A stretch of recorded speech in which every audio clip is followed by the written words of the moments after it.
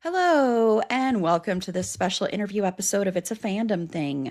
I'm your host, Erin Marlowe, and I am very, very excited to be speaking with two amazing people involved with fansplaining. And I'm sure a lot of our audience out there knows of fansplaining from the decade-long podcast. So now it's relaunching as an independent, subscriber supported journalistic publication. So that is a whole new venture. And I'm just very excited to talk about that with Elizabeth Minkel and one of the editors, Lynn Codega. So I'm very excited to have both of you on. So let me first introduce you and you can say hello. So, hello, Elizabeth. Hi, thanks for having us. Thank you for being here. And then Lynn. Hello, Lynn. Hello. Thank you both so much for speaking with me. So first, I just want to know what can you give a brief overview, Elizabeth, of fansplaining and how it kind of turned from the podcast to what it is now?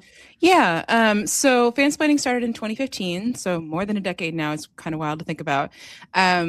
I was on I'm a journalist, as is Lynn, and I was on a podcast at San Diego Comic-Con with a bunch of other folks who were kind of studying fandom or talking about fandom in the mainstream, like folks from Wattpad and Tumblr. And there was a person at the other end of the long table, Flourish Clink, who I had never met before, and they were explaining fans in Hollywood, and they came up to me afterwards and was like, "We should start a podcast." And I was like, "Yeah, whatever."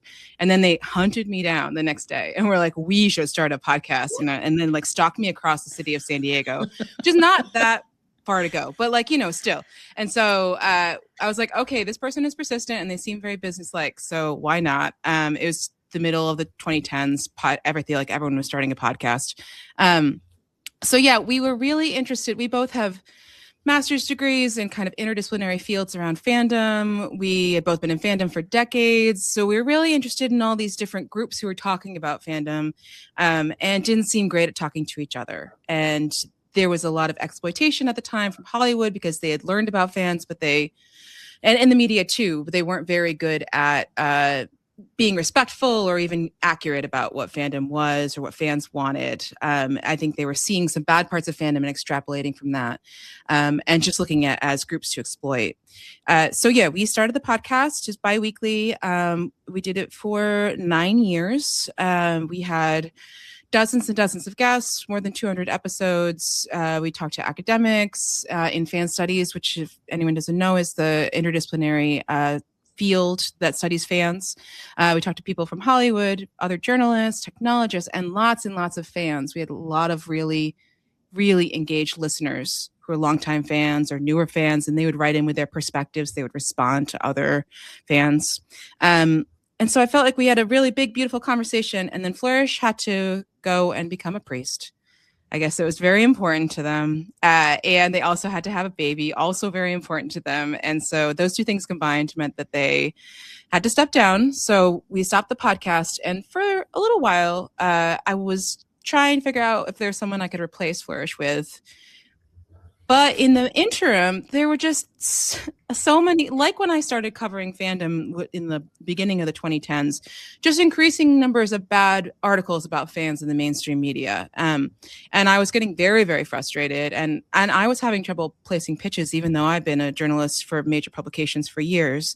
And actually, Lynn, you were a big reason why I decided to do this, because Lynn had co-founded worker-owned independent site called Rascal, which is about TTRPGs. That's true. I'm explaining it. I'm explaining you now. And Lynn was on my Comic-Con panel last summer, and I remember talking to you and seeing oh, this is something that we could really do. There is a gap. There are all these niche publications starting that's no one's covering video games this way. No one's covering TTRPG stuff. You get a little bit of in the mainstream, but it's okay, and usually it's not great. You're just kind of reading it like this, through your fingers, oh God, what are they gonna say? So I feel like there was a space for fandom, and no one was really doing. There's a few pop culture ones, don't love them, don't really seem like they're covering fandom with the depth that I wanted, and I know that Lynn wants, and a lot of our readers want. So yeah, Lynn and Asia Romano, who's also a longtime fandom journalist, and I got together, and for the last few months, we've been getting this site ready and trying to explain to people that it's not a podcast anymore. It's a publication, but it's been a little bit of a confusing marketing thing. But hopefully, as we launched last week and as these pieces start to come out, people will really understand what we're doing and the kind of depth and nuance and ideally thoughtfulness around fans. I hope they'll see what we're doing and want to support that, because otherwise it's just going to be the New York Times writing a bad article once every 3 months about fandom and you going like this. Yeah, that's true. So, spiel. So Lynn, what was it then about the project that appealed to you? Were you just instantly like wanting to jump aboard, or? Yeah, more or less instantly wanting to jump aboard. Because I had done this with Rascal, and now at Rascal I am I'm just a writer now, which is great. Like Chase Carter, one of the co-founders, has really stepped up and is like more or less the editor-in-chief. So I just show up a couple times a week and throw them an article, and I'm like, here you go, enjoy. So yeah, it's always fun to do this kind of project building where you approach something from a very holistic lens. Like we want to do fandom by the fandom by, about, and for the fandom, for fans. Oh God! I'm put all those words together. That's perfect. That's perfect. Yeah. So there's all that sort of thing where it's just it's nice to build something. It's nice to create a space that you feel not only proud of, but you feel like you want to invite other people into. So creating Fansplaining and working with Elizabeth to rebuild a new version of what she and Flourish really like spent a long time establishing is really cool, really very fun. So yeah, not a lot of hesitation on my part. This would be amazing if you were like, actually, it sucked, and this is where I'm giving notice. It's been a really cool couple of months. No, it was really nice to hear. Thank you. Really cool couple of months. That's it. I'm done. Yeah, really hang up right there. Yeah. Yeah. But I also think it's there is a recognition in what Elizabeth is saying, where there is a real lack of fandom journalism in general culture writing, and fandom is culture at this point. So to ignore fandom or to have people who don't really know what they're talking about like peek into fandom and say like, well, here's this like really incredible, marvelous thesis, and we're just like, no. This is basic shit that was covered 15 years ago that like you need to move on. And I think it just stems from a lack of not only institutional knowledge, as culture desks are kind of gutted across the board, but just a real dismissive attitude from the people in charge, right? You know, it's like when Timothy Chalamet. Timmy. That boy. Timmy. Yeah, Timmy. That's what I say. Yeah, my good friend Timmy. When he said, who cares about ballet? And everyone like got into an uproar. I'm like, okay, who cares? Like, it's the same thing with fandom, right? Like, who cares about fandom? But no one's getting into an uproar in the same way. I think it's kind of in the same vein of like, culture reporting is not doing this well, and that therefore people are really dismissive of what it is. It's just like a cycle. Yeah. So anyway, yeah, fun to correct the record, I guess. Well, I think people still think of fandom as like little preteen or teeny boppers, and like don't think of it as something that is more profound than that, or like builds community, or people that are above the age of, 15 or something. People don't even think that, people that are adults, or especially once you get above 30 and then above 40 even, it's like, nope, you can't be a fan of anything anymore. Get on your ice flow and go, that's it. Yeah. It's true. And so it's looked down upon, and it's like, it's judged a lot. So unless I think that's why it's not covered. Unless you're a sports fan. Exactly. Yeah. Mm-hmm. Right. which people don't want to admit that that's a fandom, but it's a fandom. So it's where the word fandom comes from. So yeah. Well, in the recent article called Reintroducing Fansplaining, you do say to understand the world, you have to understand fandom. And I know you both have started to speak a little bit about that, but can you speak a little bit more to the importance of understanding fandom? Yeah. So it's interesting. I think that when flourished and I started fansplaining, and I've been writing in the mainstream media for a few years, we have been in fandom since the 90s. I think Lynn's a little bit younger than me, but also probably a similar early 2000s around then. The good old days, bad old days, I don't know.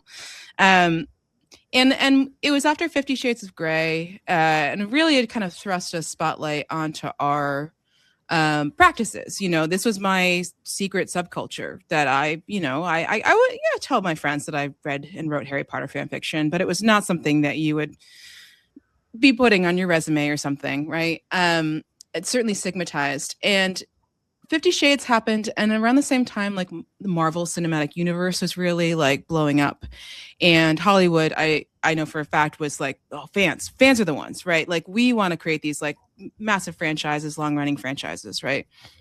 And to get that, and I think there was a miscalculation on Hollywood's part that there was some sort of infinite number of super fans, as they like to say. Where they assume that every single viewer was going to become a super fan, which I think they are now learning is false. There is a ceiling on that. But I think at the time we were just kind of watching this really aggressive mainstreaming, like a process that was happening. Like 10 years later or 11 years later, that's done. Like, it's mainstreamed now, right? And I think for a lot of younger people in particular, like Gen Z, there's a fanishness that is kind of threaded through the entire way that they conceive of culture, right? And they grew up on the very social web, kind of interacting with celebrity accounts, or really engaging with fan works in a much more destigmatized way. Like, I was secretly reading Buffy and Harry Potter fan fiction when I was 14, 15. Whereas a lot of them are doing it out in the open. They're not ashamed about it. They're like making TikTok edits and Instagram posts promoting their stuff, right? Meanwhile, you have adults who didn't grow up in that world coming into fandom now and doing the same thing because they just see it as, oh yeah, like, I'm promoting myself. Like, they see it as something you can monetize, right? And so I think that there's just that kind of low key fanishness is like literally the bedrock of our entire cultural conversation right now. And so this kind of lack of understanding of it, or just deciding that certain things are fandom. Like, for example, Lynn wrote this launch piece for us about the pit and its fandom. And as Lynn was writing it and I was editing it, every single day someone wrote a new stupid article about quote unquote the pit fandom, right? Every day. It is literally not an exaggeration. Literally every single day we would post a new article in our Slack. I was like, you cited a few of them. At a certain point, I was like, we cannot link to all of these, right? Like, this is too many. It could be a giant annotated list. And every single one of them just went on Twitter, and they were like, fans are saying on Twitter, the fandom is saying on Twitter. And then it was like a couple of tweets, right? And it's like, to misunderstand. I think the media misunderstanding what fandom is. Obviously, that's a part of fandom. Like, people live tweeting or people giving their takes on Twitter is certainly a component of fan culture, but they're missing the entire breadth and the way that all of these platforms interact with each other. And people who study fans, like in Hollywood right now, or academics, know all this, right? And it's annoying for me as a journalist, and I'm sure Lynn too, to see our fellow journalists just do such a bad job over and over again, right? It's like, I don't really understand why this is happening. So yeah, I think that, like, it is impossible. It's a fact that there is the fandom coverage has kind of tanked so much when fandom is more omnipresent, and this kind of pervasive thing throughout our culture is weird to me. It seems like this should just be a core component of covering culture, and for some reason the articles just get stupider. So I don't really I'm just gonna say it like it is right now. So I wonder if either of you think that maybe part of that is because some journalists and media look down on fans and don't think they are deserving of as much respect, or think they might cause more harm to the landscape? Because I've seen quite a few tweets about that, about how fan culture is just like poison and toxic, and which it can be. But do you think maybe that's why? Because they don't really think of it as like worthy of, I don't know, praise might not be the right word, but worthy of respect. Yeah. You want to get that, Lynn? Yeah. I have some thoughts if you don't.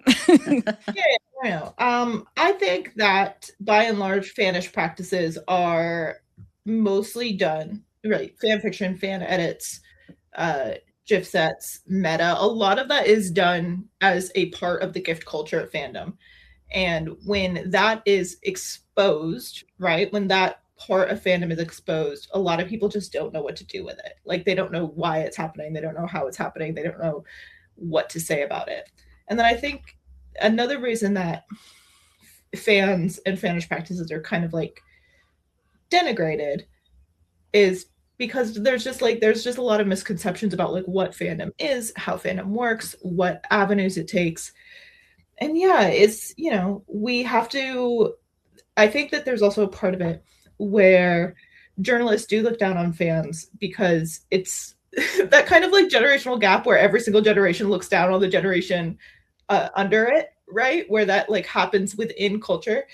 And so many fans, like Elizabeth said, fandom, Gen Z and new fans are kind of thrust into this ecosystem where you're fans of streamers, you're fans of celebrities, you're fans of like YouTubers, you're fans of like whatever Sabrina Carpenter's pose is at whatever concert she's doing, right? Like it's stuff like that where your engagement with your community is very reciprocal. And in order to kind of engage with that and understand that, you have to be in that reciprocal environment. And a lot of journalists aren't. So instead of taking the time to actually understand like what they're looking at or what they're reporting on, they just have this really outsider view of what fandom is. And a lot of that, when you really dig into it, is based on these incorrect assumptions, and a lot of the ideas about why people are doing this is the underlying basis of those is misunderstood. Yeah, I absolutely agree. And oh, sorry. Does that answer the question? Yeah.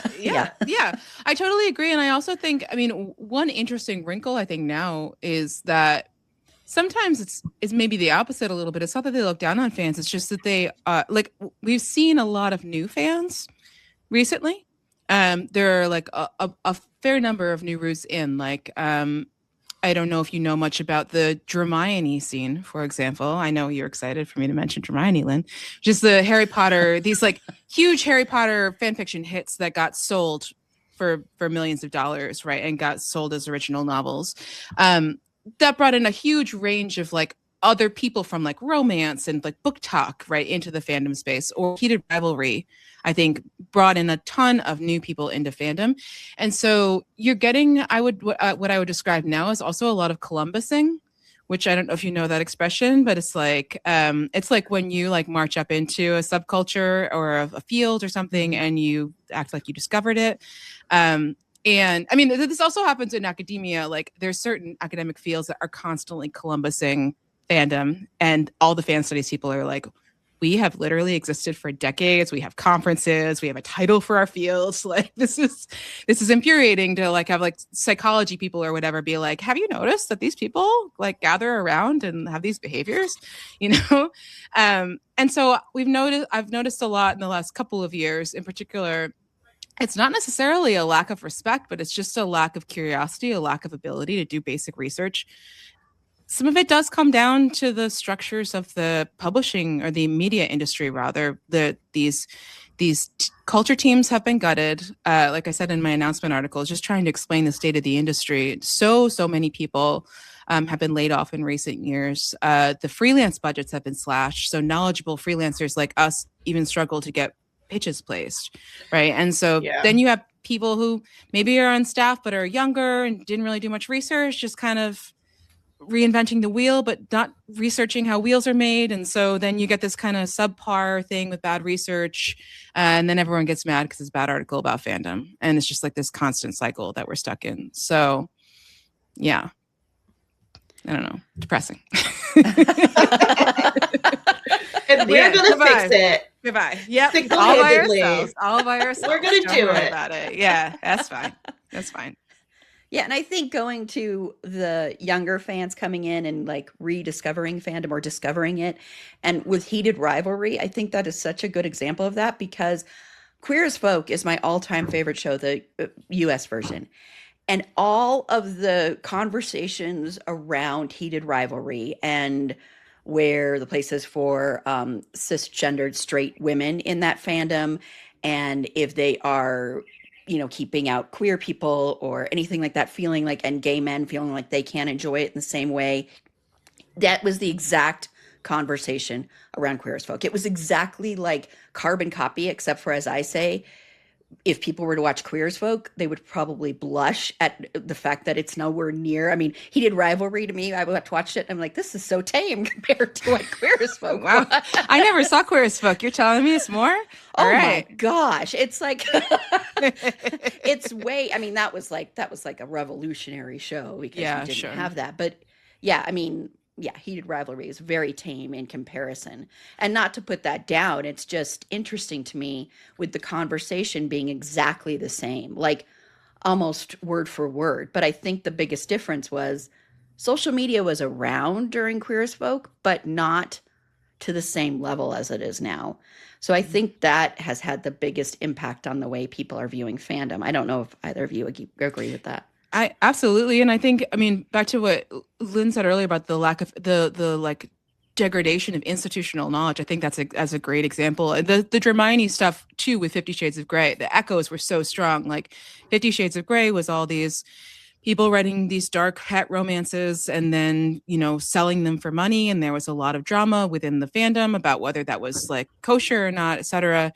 And what is this going to do to fan fiction and all this? And then we're having the same exact conversations 12 years later. And I'm one of the only journalists I've read who actually was referencing the 50 Shades people and everything that went down there. Like there was lots of coverage of the Hermione stuff and no one ever wanted to see them to bring that up. We have such a short cultural memory, right? And Heated Rivalry for sure. Like I've been in slash fandom, which is male romance fan fiction since the 90s. And we've been having this, who's writing it, who's allowed to read it, who's allowed to write about these men, like, what's the deal? Like every single piece that I read, Lynn is gonna edit me. I'm gonna write a piece. Every single one of these Heated Rivalry slash pieces was very cis-centric, I felt. Often straight-centric, but especially cis-centric. Like it's lots and lots of people who are trans-masc or non-binary or whatever within these worlds. And this coverage never even touched any of that, right? And so we're gonna have a piece on that.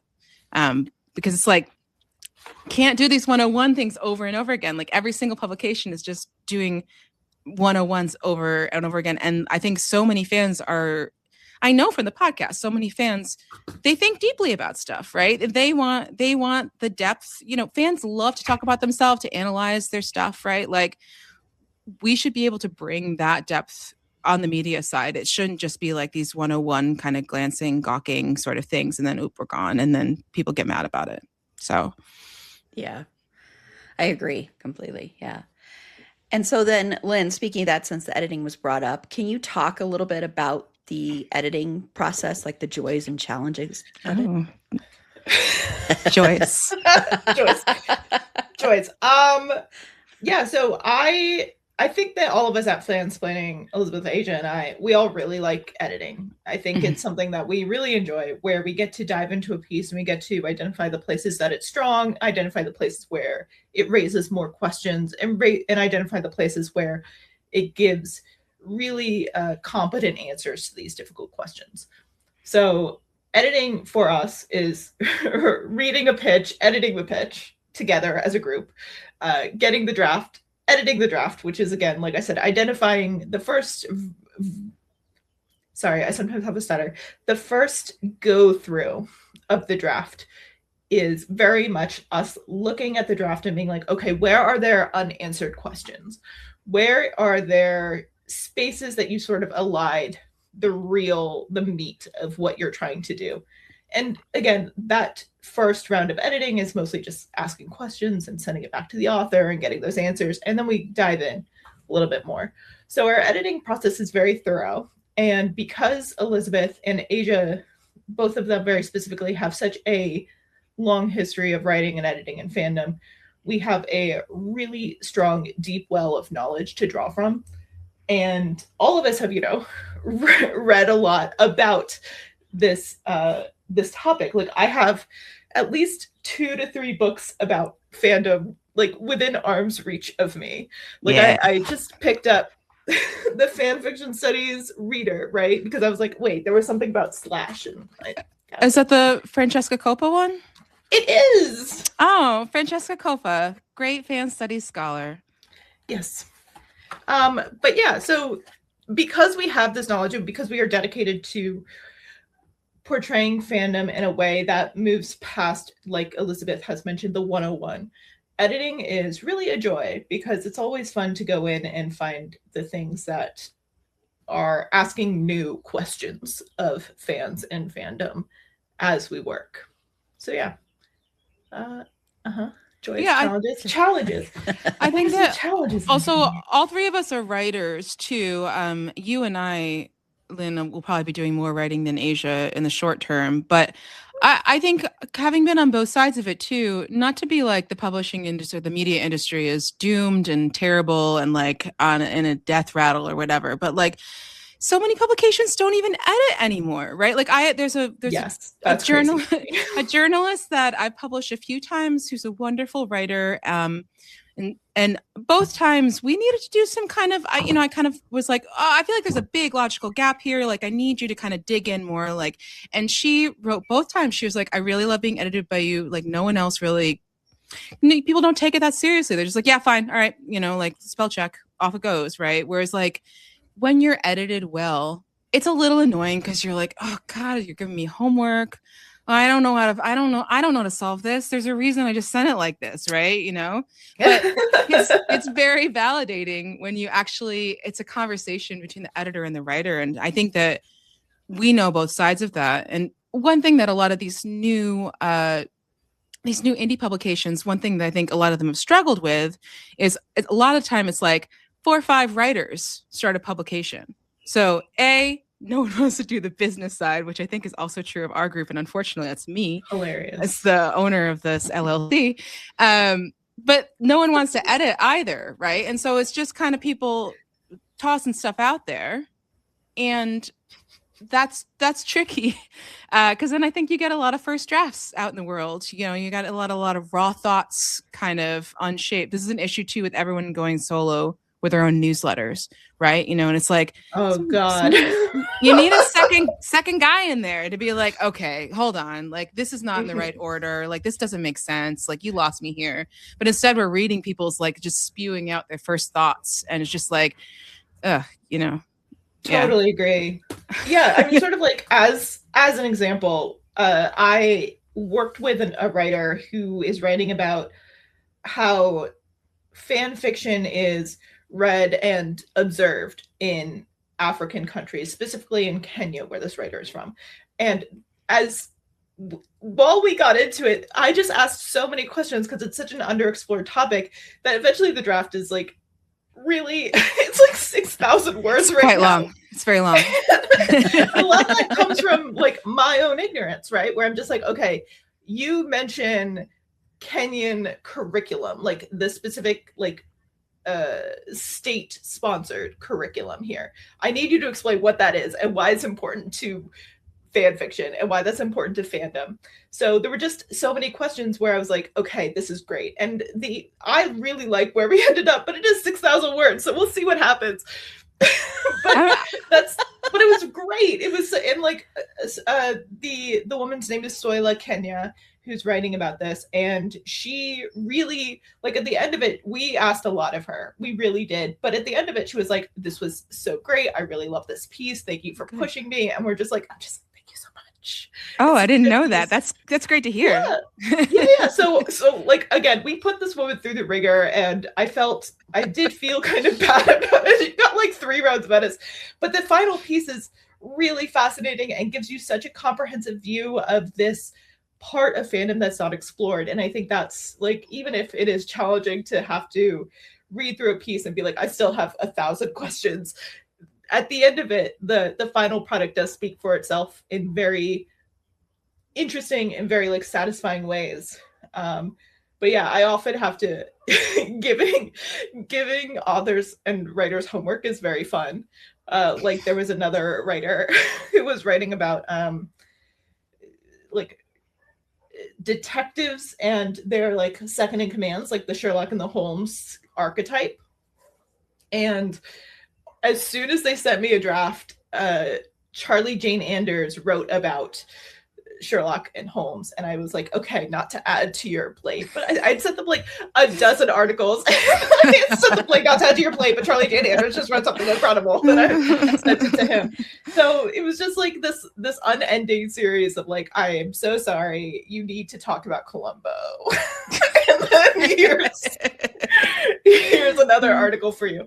So yeah, it's a lot of fun finding the places where those questions arise and pushing people. So it's a challenge, obviously, to like know where those questions are and know where those dips in the meat of the story happen. And then it's fun to just be like, okay, you need to talk about Columbo.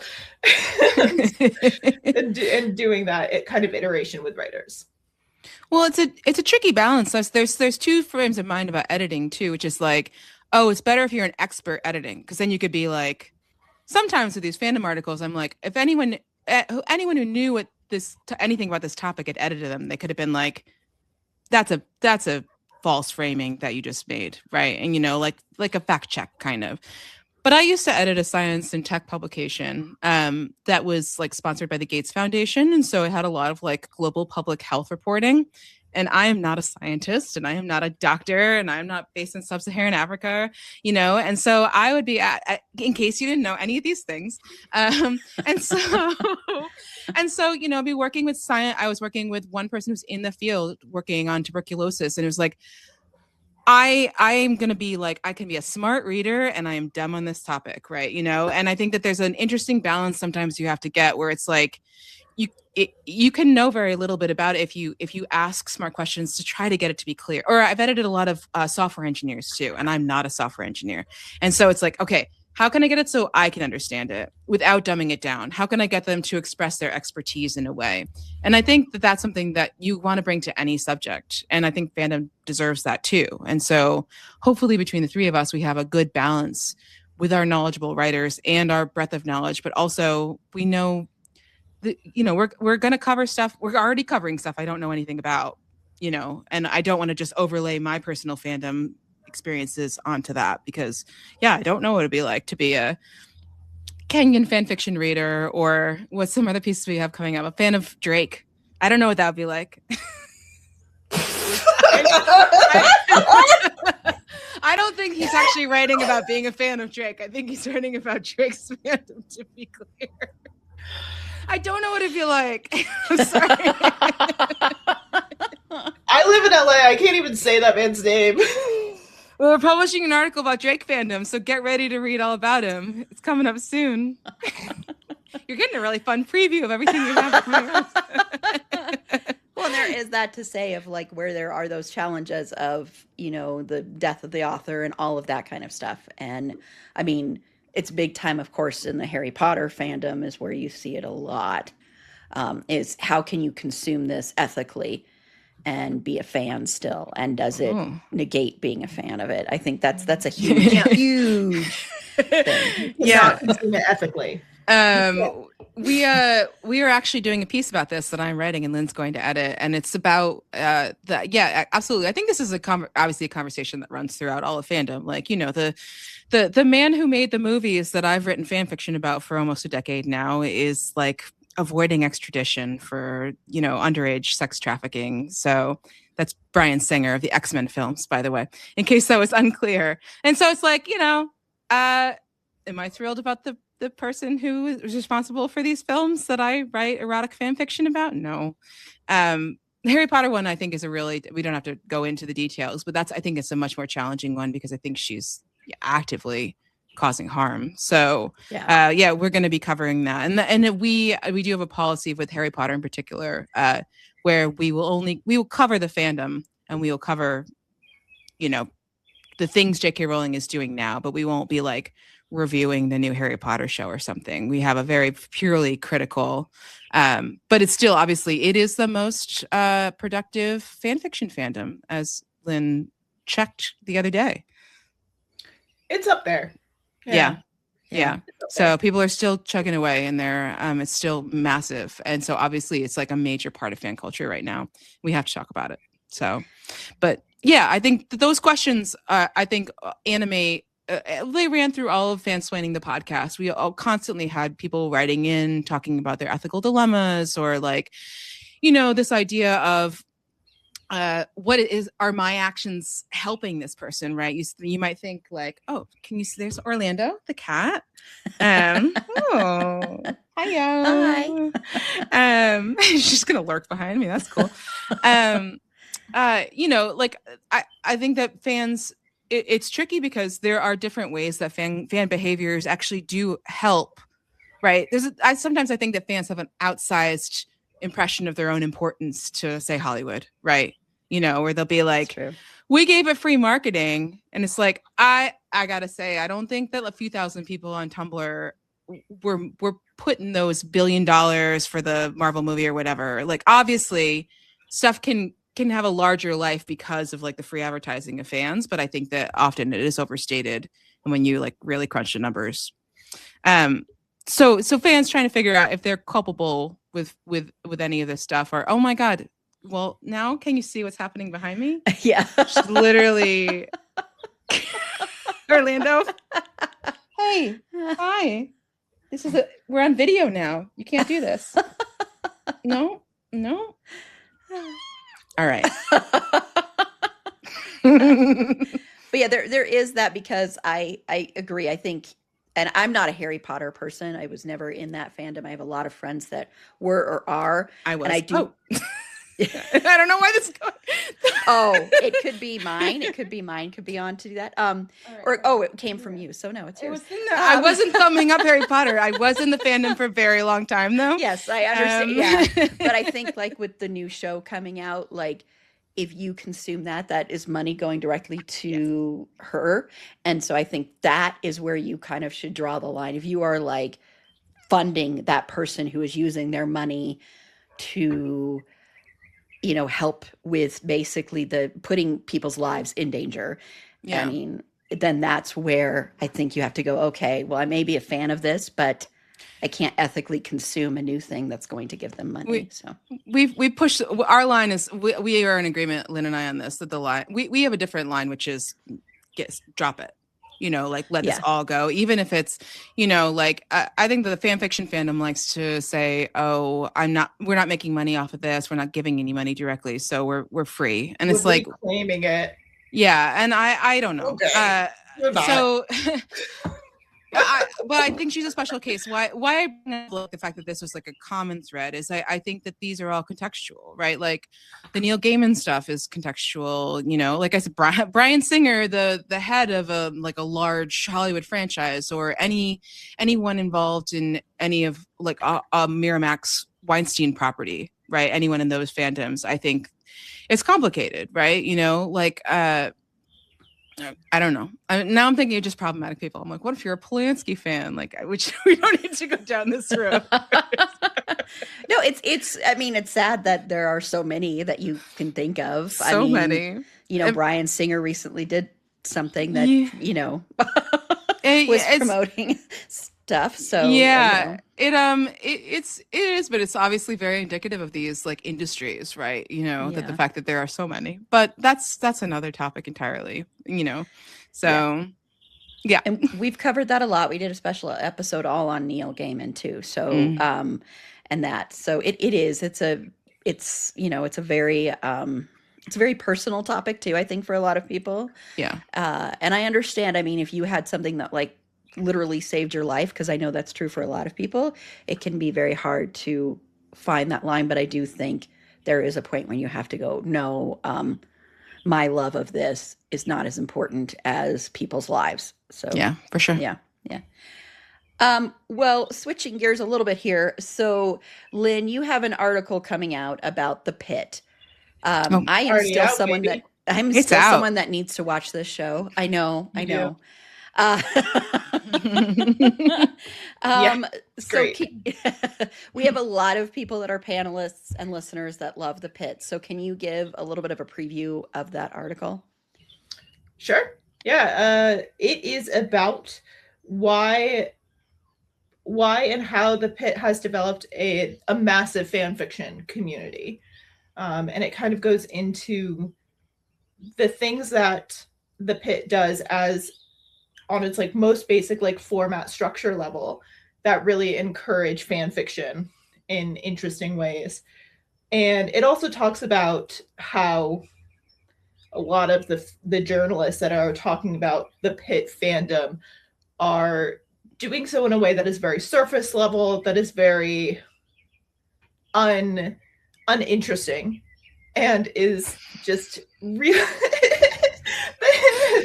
They're doing it surface level, they're doing it uninteresting, and they're doing it very assumptively, where they can sort of say like, oh, well, I went to Twitter and I went to Reddit, and now I know what the fandom is, and I know what they're saying, and I know what the fans are doing, and I'm looking at them and I'm like, you don't know what you're talking about.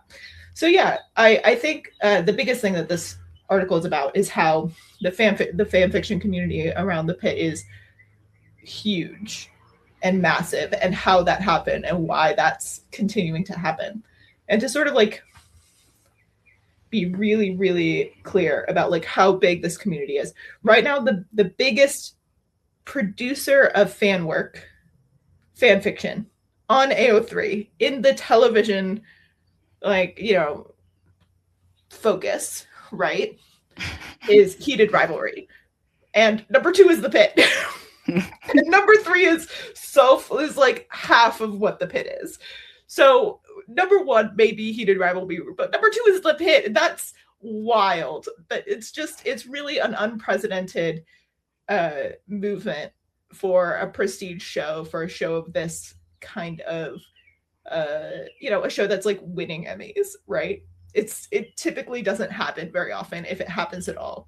So yeah, that's what it's about. And the pit fandom's huge. It's so big. I have such a hard time like explaining this to non-fandom people. It is so big. 1,000 new fics are posted every week.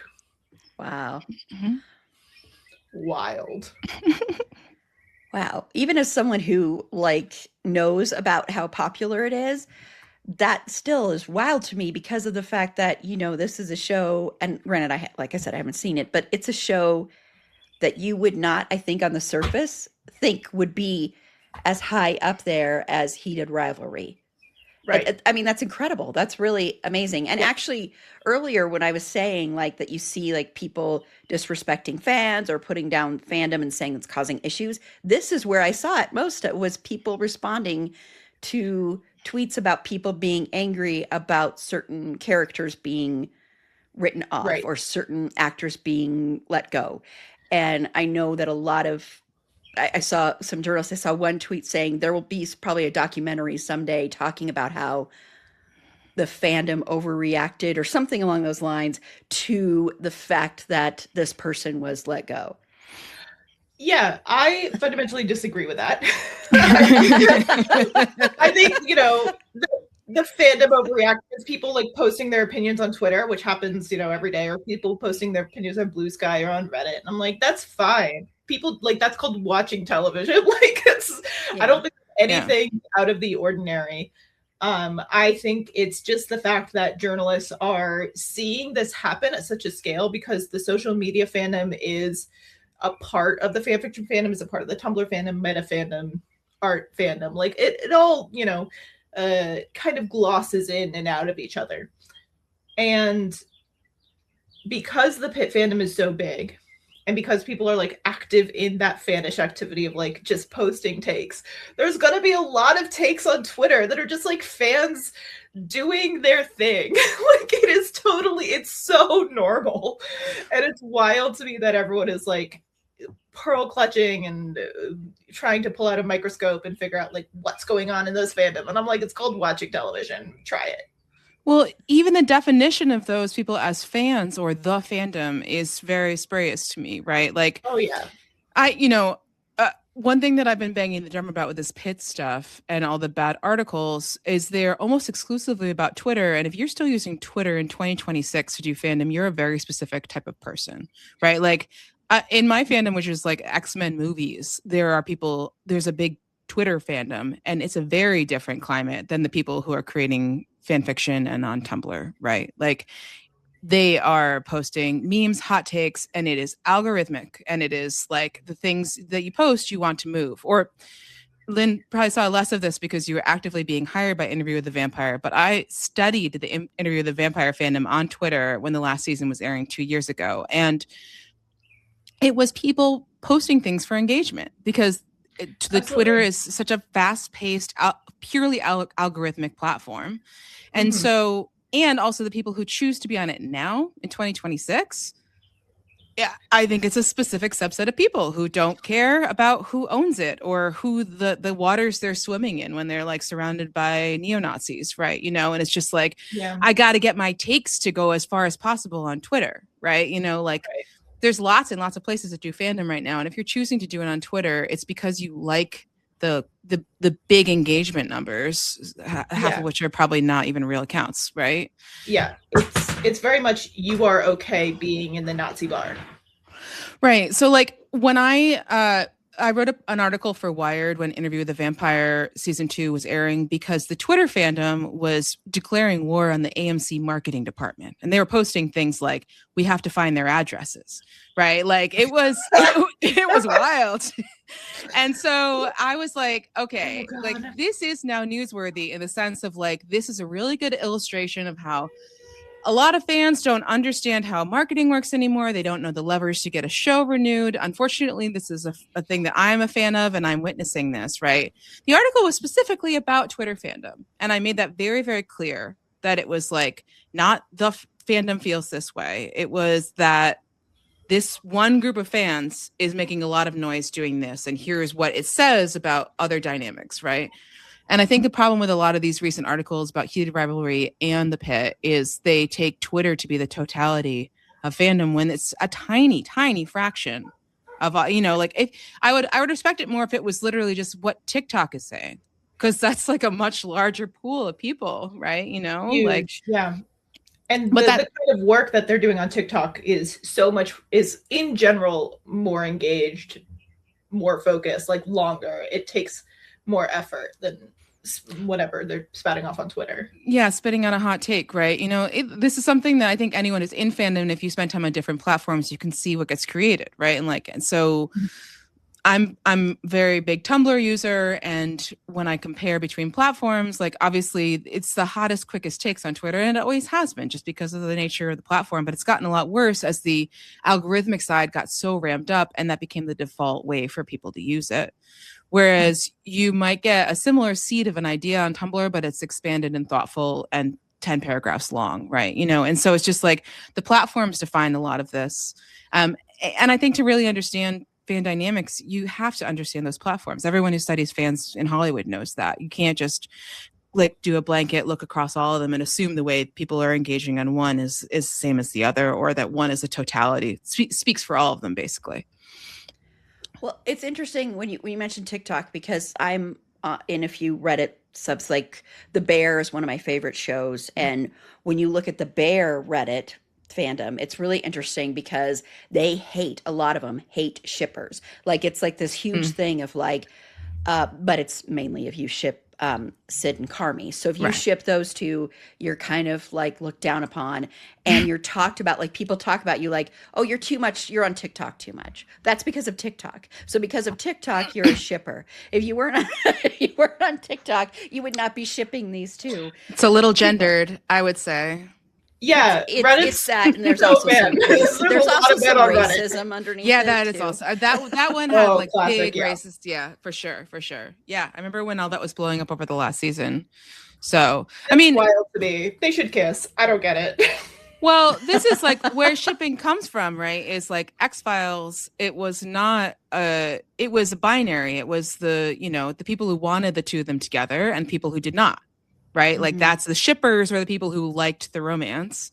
Like again, like we've been doing this. I remember when that was blowing up in the Bear fandom, I read a bunch of articles that acted like this was the first time it ever happened. And it was like, and the racial element, there are so many famous examples of people don't want the black female lead to like the new Star Trek movies or Sleepy Hollow or like there's all these and it's a black male lead if you look at Star Wars with Rey and Finn. Exactly, right, for sure. And so like there's so many times and so many articles have been written about all this stuff, right? And then you still have people being like, I had a thought. Have you noticed that? And it's like, yes. So have thousands of other people.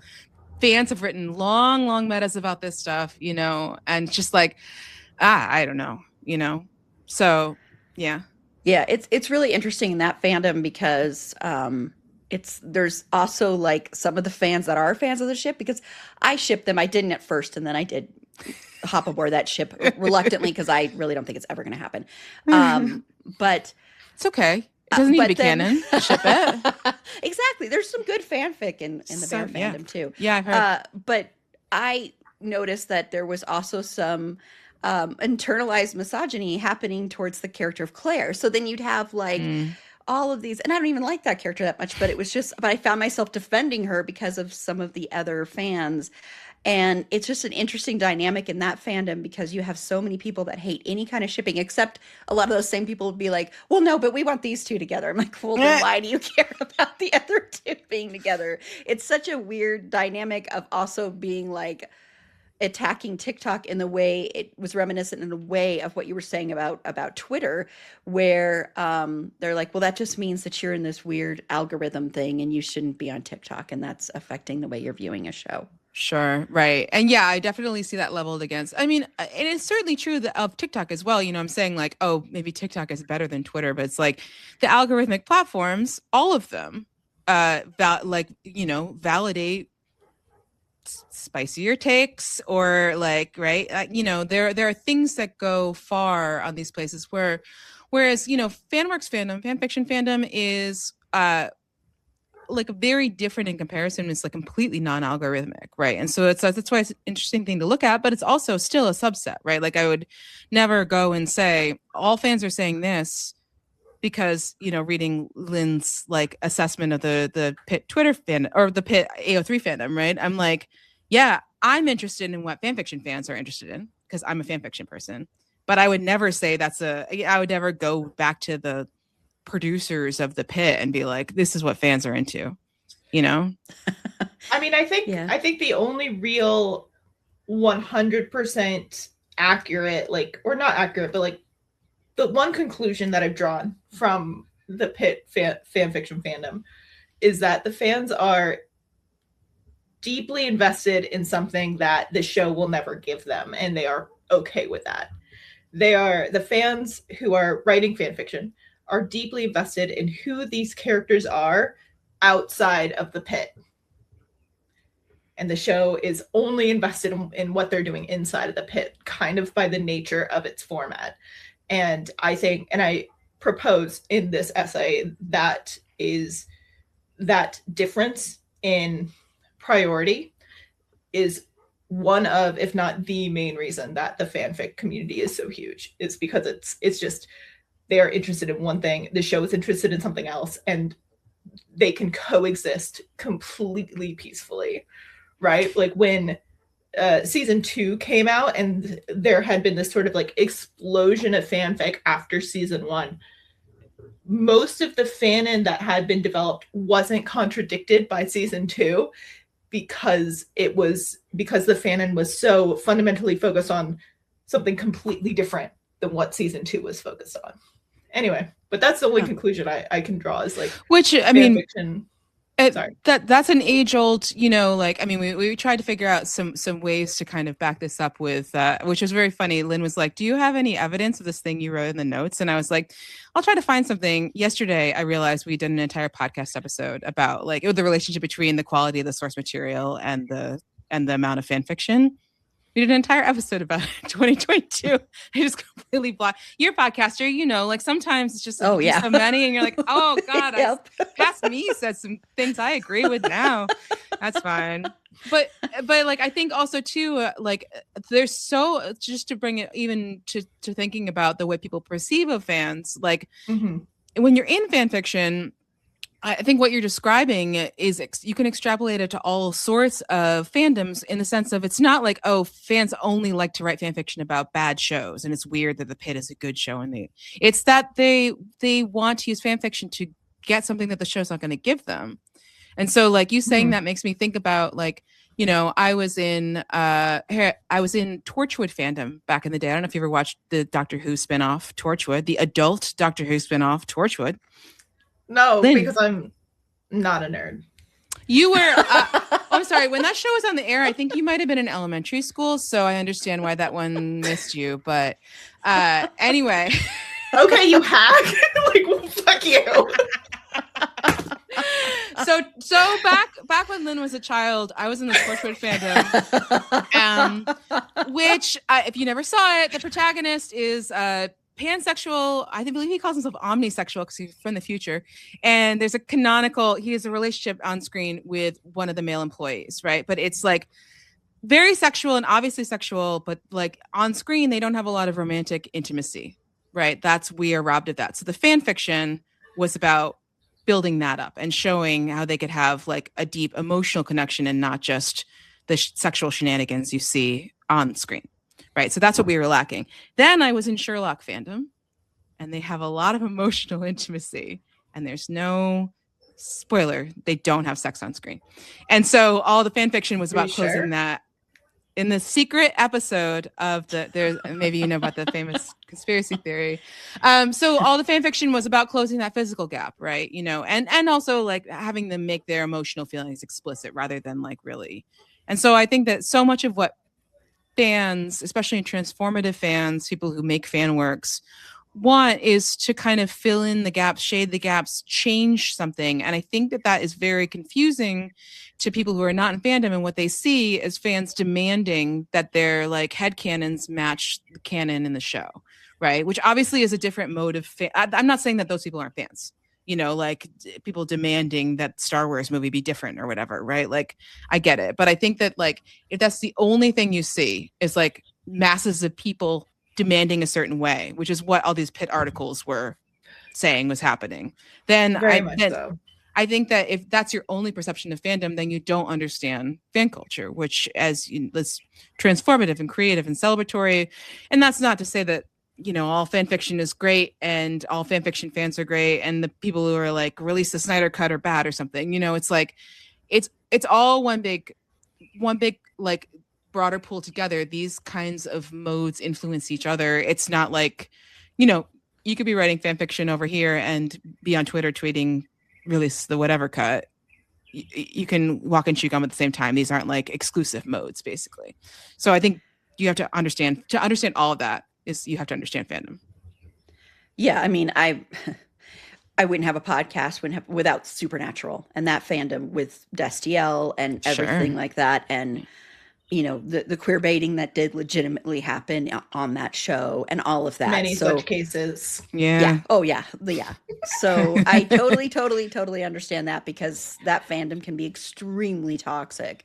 Sure. Yeah. So, but also the Supernatural fandom is fascinating to me, and so many creative projects come out of it analyzing fandom, and it's interesting because it's like I know multiple fandom podcasts where the people came out of Supernatural, because the Supernatural fandom contains multitudes still, right? Like I know people. It was very funny when all three of those guys had like different projects out. It was very funny to watch which of the Supernatural people I knew went in which of the three directions. Like people on my feed posting about Walker, Texas Ranger, and not the same people who are posting about like when Misha was on that Gotham Nights show or whatever. Nights.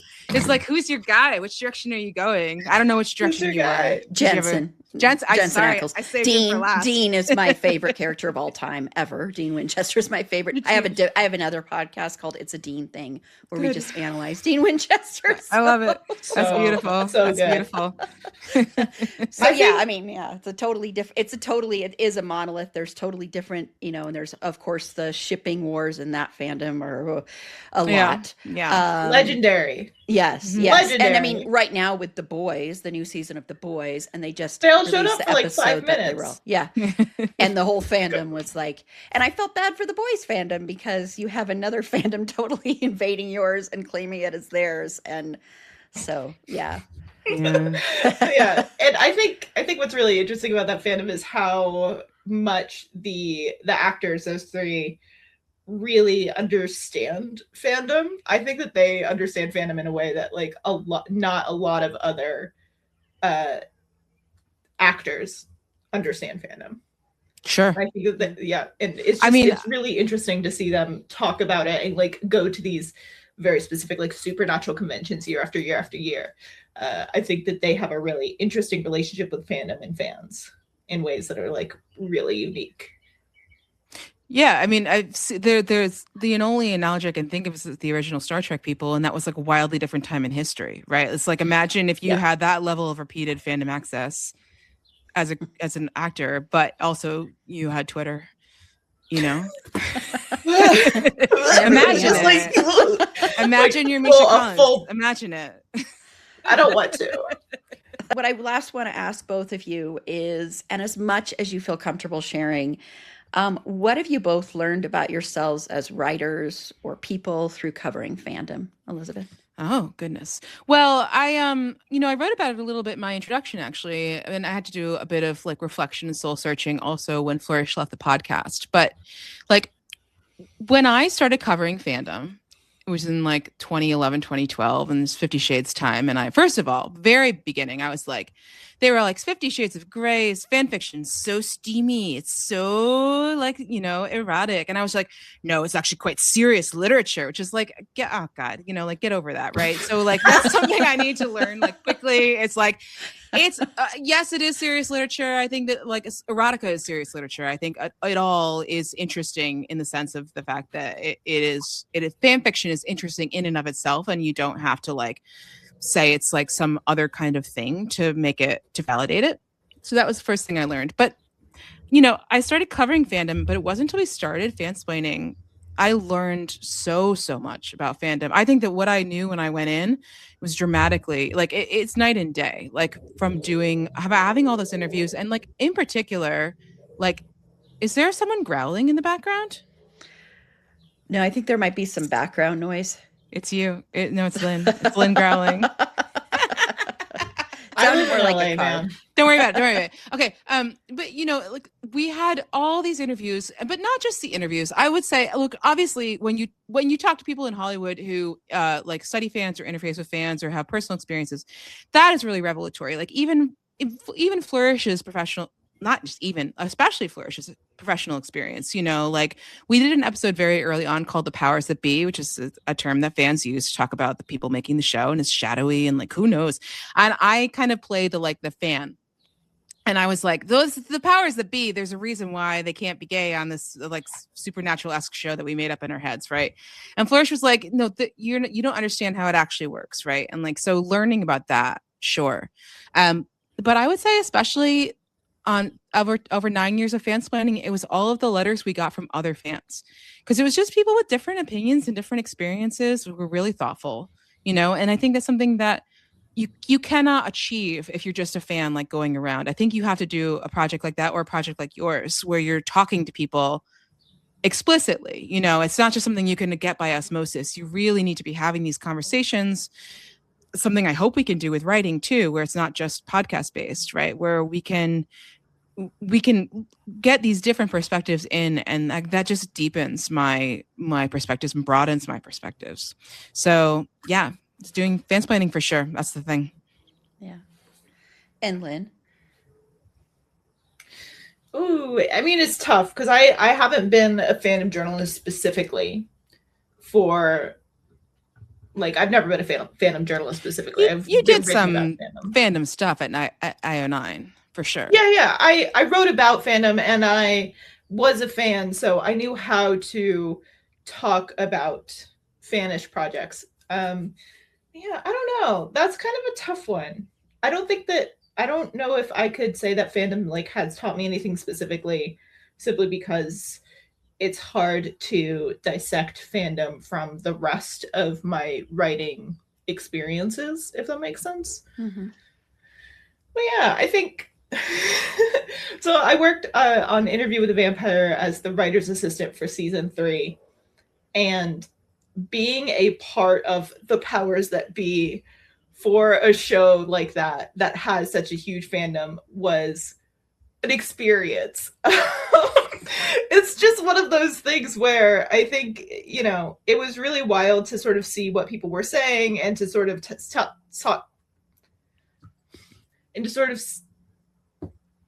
it was really interesting to see what people were saying and to tell myself, this is fandom, I can't engage. Like I've like been able to like block Interview with a Vampire from a lot of like my own social media just for my own mental health, because that fandom is very vocal and long-standing fandom. You know, get ready, coming back. We're weeks away from season 3. I know. I'm a fan, so I'm like, I'm in that fandom. You know, it's great. It's going to be so hard. I'm going to be collecting all these bananas posts, and I'm going to be like, "Can I show you? Can I show you? Can I show you?" And what are you going to say? You can show me. You can show me because I trust you. It is one of those things where when I'm scrolling and just like on my civilian accounts, like I have to really. That fourth wall exists for me too. I'm ready. Like, it goes both ways. Like we can't do this. No, you know what I did last season, right? What last time? Okay, Flourish, my longtime podcast partner, was 9.5 months pregnant. They were like, it was also 100 degrees here in New York, so they were like, theoretically possible. Yeah, you overdo. They were like, or maybe they were like 9 months pregnant, but they were trapped in a pregnancy limbo for more than a month, right? And it was 100 degrees. So they were like in the dark, in the air conditioning, just huddling, just tragically sad. And Interview with the Vampire was airing. And I was like, Flourish, I'll send you the best posts. So I took so much psychic damage. I am such a good friend reading Twitter and Tumblr. And so then at one point I get this message in the middle of the night, like halfway through the season. And Flourish was like, okay, I gave in. The posts you sent were so good. I re-downloaded Tumblr. And then like 2 hours later, I got another one being like, I deleted it again. Never mind. And I was like, look at the work I'm doing for you. I'm doing it. That's why I'm the godmother of the child. That was why, and no other reason.